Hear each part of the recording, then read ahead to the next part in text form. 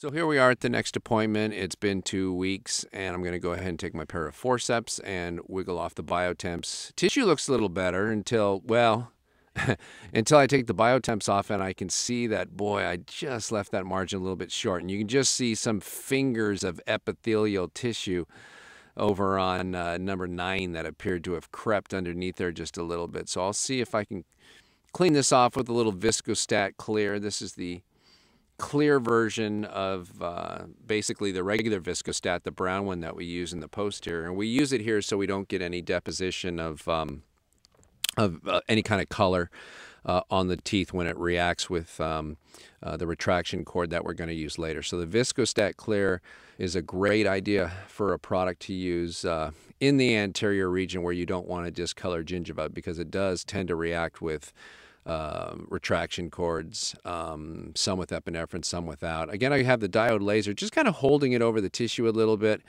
trying to just stop any bleeding before it starts. A little extra tag here that I'm going to get rid of that was just kind of hanging around there, but the tissue definitely is looking better than it did last time. It still has a little bit of healing to go, but you know, it's a funny thing. You take off crowns that don't fit very well and put on some temporaries, and it's a step in the right direction.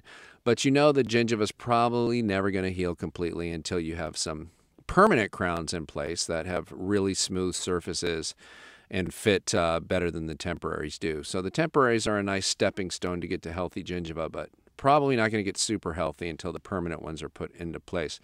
So the double zero cord is flossed into place, and I'm just putting that in around teeth number 8 and 9. I'm encouraged to see that I don't have any bleeding as I'm doing this and putting those into place, and that cord is going to stay in for the entire procedure today. That's the one that's going to guarantee that I don't have any bleeding. It provides the vertical retraction, so I know where to put my margins, although we've done most of the preparation already, so it's not quite necessary. And this is the 2E Ultra Pack cord going on top of that one. This cord will stay in place for about 8 to 10 minutes. As soon as I get close to having the two ends overlap, I just snip that off, and I leave a little tag hanging out, as you see here. On the double zero cord, the first one that goes in, I do not leave a tag, and they do not overlap at all. I want that all the way down. And now I'm packing the 2E cord on tooth number 8, and it helps you visualize your margin. You can also see that the tissue is in fact doing a lot better. You know, whereas the first time I saw the patient, when I brushed some topical anesthetic with a brush against her gingiva, they started to bleed. Now I'm, pushing somewhat vigorously this size 2 cord. It's a hollow cord, but I'm pushing it down, and we're not getting any bleeding. So we've definitely had some healing, and the gingiva's definitely gone in the right direction. And so now I've got my 856.025 burr out with the cords in, just cleaning up what I can see from the margins that I couldn't see last time because I didn't have the 2 cords in place. And again, it always holds true that the more reduction that you can give the technician, the better the chance that they're going to be able to give you a nicer result. And so at the very end here, we're going to smooth down and get rid of any caries and old buildups. And the 856.025F, this is our red stripe burr being used here. And we're using the red stripe burr to smooth everything off. The days of leaving prep surfaces really rough for micromechanical retention are essentially over, unless you're still using Flex or perhaps Duralon. Today we get natural bond strengths with our resin-reinforced glass ionomers or our self-etching resin cements. I mean, if you've taken off any crowns you've cemented recently with these cements, it is plenty of bond strength, of natural bond strength to the dentin itself. So smoothing everything off just leads to a better impression and an easier time for your technician to identify your finish line and where to put the margins. Once we finish that, we take 2 of our anatomic compra caps from Coltine and put those in place. Always a little bit hard to have the patient close down on these compared to in the posterior. And you can see, again, the wide open sulcus there on the mesial that we get when we have an opportunity to use this 2-cord technique. And again, look at that sulcus there. I mean, I'm going over it pretty quickly and filling it up. Don't blink or you'll miss it. But just a huge sulcus. And it doesn't matter if we're taking a digital impression or a polyvinyl impression. This 2-cord technique just gives us so much room to be able to get a great impression. And we probably could have used a double arch tray here, like a clinician's choice anterior tray, but we're going to use a paletless tray, basically a lower metal perforated tray to take this upper impression without a pallet in it. And I don't know if you saw it real quick, but the bottom cords are still in place, and they'll stay in place as long as they can stay there. Little bite registration, little capture on teeth number 8 and 9. That's the only place we need the bite registration. And then the cords are going to get taken out before the temporary gets put back on again. 2 weeks later, gingiva's looking even better at this appointment with the temps than it did the first time.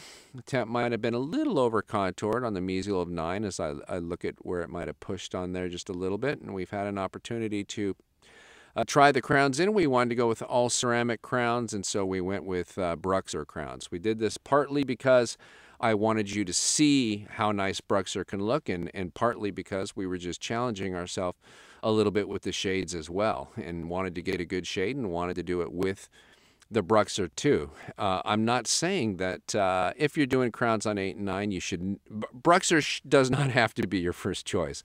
If you chose Emax, I would applaud you and say well done, well chosen, well prescribed. I just want to show you what we can do with zirconia that doesn't have any porcelain on it. You know, pretty soon this may become my material of choice in the anterior. It's a little easier for me to make it my material of choice in the anterior because since I practice within Glidewell Laboratories, I have technicians who can come over and do any custom staining that we may or may not need. I feel pretty confident that using the shade guide as you saw us use it and taking digital pictures of the shade guide and sending it to them, you know, really I feel like we've got a pretty good recipe dialed in for how to be able to get some pretty nice shades, and it certainly helps that the technicians are in the building. So it's probably a little bit easier for me, and but you're starting to see that BruxZir can be used in the anterior. In fact, I just looked at some numbers the other day. BruxZir is now 10%. 10% of the BruxZir crowns that we fabricate are in the anterior regions of the mouth, which is up from 0, which is where it was back in 09 when we launched it. Again, when I clean the cement off, I cement these with a resin-reinforced glass ionomer. That's 3M SB's Reliax Luting Plus. And as I cleaned it, got a little bit of irritation on the gingiva again, so some Viscostat Clear to stop the bleeding, and there they are. The BruxZir crowns on teeth number 8 and 9. And again, there's no porcelain on those crowns. That's solid zirconia and is extremely strong. And unlike porcelain, really won't chip on its sisal edges up here in the anterior, and has no metal in it in case she was having metal. You can see the flat facial profiles on 8 and 9 too. That's part of the CAD/CAM story. That's the fact that these crowns are now being milled by a machine instead of a technician, and so we can dial in whatever anatomy we want for these crowns. And it's because I did happen to reduce those teeth enough as well. That's part of the story. You know, as dentists, we have to give the technicians enough room to be able to mill restorations like this. So great looking result for 2 BruxZir crowns on teeth number 8 and 9.